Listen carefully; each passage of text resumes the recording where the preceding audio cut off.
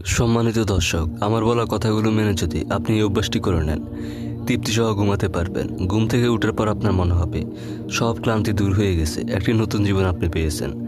ঘুমের আগে মহানবী সাল্লাল্লাহু আলাইহি সাল্লাম যে 5টি আমল করতেন, কোনো ব্যক্তি ইসলামের নির্দেশিত পদ্ধতিতে ঘুমালে তার ঘুমও ইবাদতে পরিণত হয়।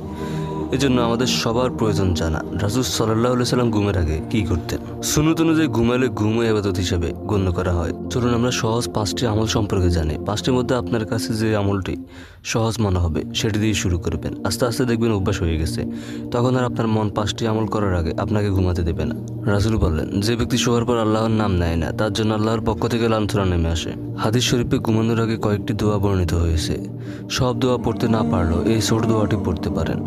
আল্লাহুম্মা বিইসমিকা আমুতু হাইয়া, অর্থাৎ হে আল্লাহ, তোমার নামে স্বয়ং করছে এবং তোমার নামে আমি পুনরায় জাগবো। 2 নম্বর হচ্ছে সূরা ইখলাস, সূরা ফালাক ও সূরা নাস পড়ে শরীরে ফু দেওয়া।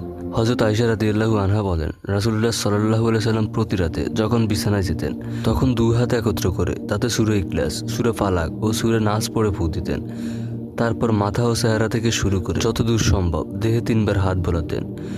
যদি আপনি 3টি সূরার অভ্যাস করতে পারেন, আপনার নামে তাবিজ করা থাকলে সেটি কেটে যাবে, আর কেউ চাইলে ভবিষ্যতে আপনাকে তাবিজ করতে পারবে না। এই 3টি সূরা খুবই ক্ষমতা সম্পন্ন। 3 নম্বর হচ্ছে আয়াতুল কুরসি পড়া। রাসূল বলেন, তুমি যখন সহ্য গ্রহণ করবে তখন আয়াতুল কুরসি পড়ো, তাহলে আল্লাহর পক্ষ থেকে সর্বদা তোমার জন্য একজন রক্ষক থাকবে এবং সেই সকাল সন্ধ্যা পর্যন্ত তোমার কাছে শয়তানকে আসতে দেবে না। 4 নম্বর হচ্ছে সূরা বাকারার শেষ 2 আয়াত পড়া। কোনো ব্যক্তি ঘুমানোর আগে এই 2 আয়াত পাঠ করলে গোটা রাতে নিরাপত্তার জন্য তাই যথেষ্ট হবে। রাসূল বলেন, যদি কোনো ব্যক্তি সূরা বাকারার শেষ 2 আয়াত পাঠ করে তবে এটি তার জন্য যথেষ্ট হবে।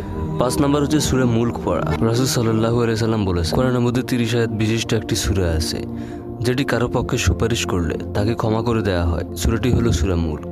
আশা করি কষ্ট হলেও আপনারা আমলগুলো করবেন। প্রিয় ভাই, প্রিয় বোন, 60-70 বছর জীবনের যদি কষ্ট করতে পারেন, যে জগতে কোনো মৃত্যু নেই, আপনি সেই জগতে অনেক শান্তিতে থাকতে পারবেন। ভালো থাকবেন সবাই। আল্লাহ হাফেজ।